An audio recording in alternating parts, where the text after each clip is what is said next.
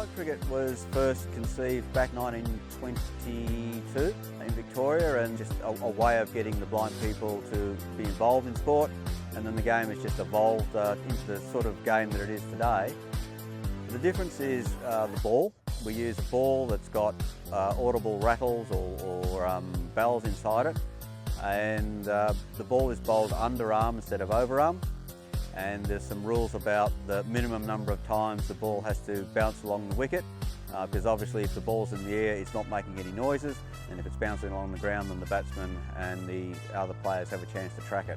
In a normal game the umpires are just simply giving hand signals and all the players are seeing what's going on. Here our umpires are very, very audible, so if the balls come off the bat normally they're calling hit, if the balls come off the leg normally they're calling leg, so that the players understand what's going on. I don't only give the finger up, but they'll also explain, that's out LBW or that's out court or whatever, so the batsman and the other players know what's happening. Once every 2 years the various states around Australia get together for the national championships. This year it will be held in Adelaide, and if we're successful then this will be our 5th consecutive 2-day championship and our 2nd consecutive 2020 championship. Blind cricket is played internationally by pretty much all the recognised cricketing countries, plus a few that are not. Represented Australia in Pakistan in 2006 and just recently in India and England last year.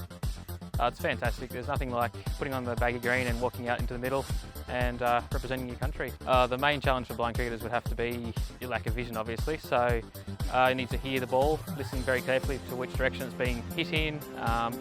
Certainly as a B1 bowler, I need to be aware of where my caller is calling from and aim in the right direction when I'm bowling the ball. I had an integration aid teacher who told me about blind sport, and that's how I got started.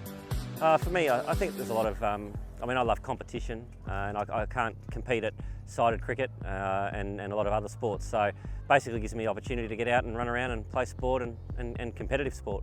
I certainly would never have gone to Pakistan and maybe not India, so I've been to a lot of places that would not have otherwise done. The buzz and the excitement, and it's really big over in India. Like, there's a lot of media involved, and it's just a different experience to what we have in Australia.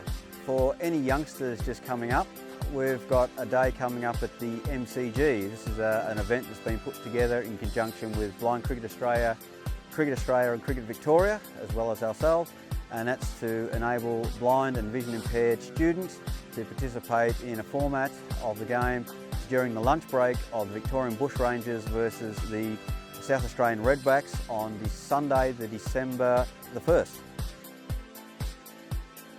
The easiest way is to go to our website, which is www.vbca.org.au, and they can see all the events and everything that's happening there. They will benefit lots of friendships, they will benefit a lot of support group activity, because very often, particularly with school kids, we find that children are the only vision impaired or blind person in their school, so it provides that sort of peer support network. They will gain orientation and mobility skills, and they'll have a great time playing a great game in an Australian tradition. I'll get in there and give it a go, whether it's just for the competitive side of things and running around being fit, or just the social side afterwards. It's all good.